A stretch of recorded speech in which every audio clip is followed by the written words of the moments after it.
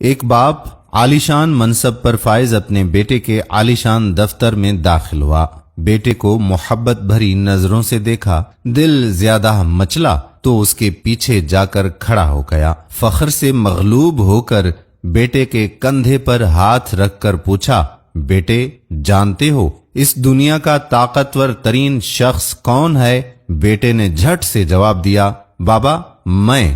باپ کو حیرت سے ایک جھٹکا لگا، تاکید کے لیے ایک بار پھر پوچھا، بیٹے اس دنیا کا طاقتورین شخص کون ہے؟ بیٹے نے بالکل سکون اور اطمینان سے دھیمے لہجے میں جواب دیا، بابا میں۔ باپ کے چہرے کا رنگ متغیر ہو گیا، صدمے سے دل بجھا، بیٹے کے کندھے سے ہاتھ اٹھایا اور دروازے کی طرف قدم بڑھا دیے۔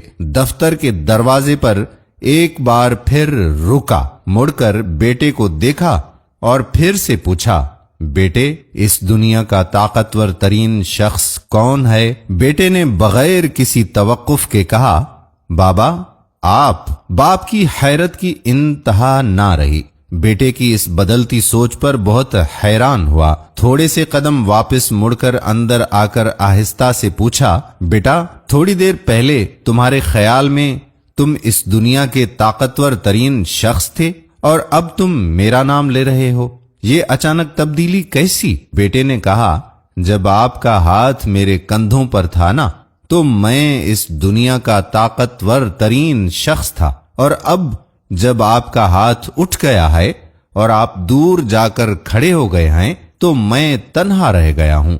اس وقت دنیا کے طاقتور ترین شخص آپ ہو گئے ہیں۔ دوستو دیکھیے، ایک طویل عمر کے بعد بیٹوں کے اپنے باپ کی قبر پر بہائے ہوئے آنسوں بھلے کتنے ہی سچے اور اخلاص سے ہی نکلے ہوئے کیوں نہ ہوں، نہ ان کے باپ کو کوئی فائدہ پہنچا رہے ہوتے ہیں اور نہ ہی ان بیٹوں کے لیے کوئی افادیت پیدا کر رہے ہوتے ہیں۔ ہاں، اگر باپ حال حیات ہے اور اس زمین کے اوپر صحت و تندرستی کے ساتھ ہے، اپنی دولت مندی یا اپنی فقیری کے ساتھ کسی بھی حالت میں موجود ہے، وہ اپنی اولاد کے لیے اللہ کے بعد طاقت کی سند اور امن و امان کا ضامن ہے۔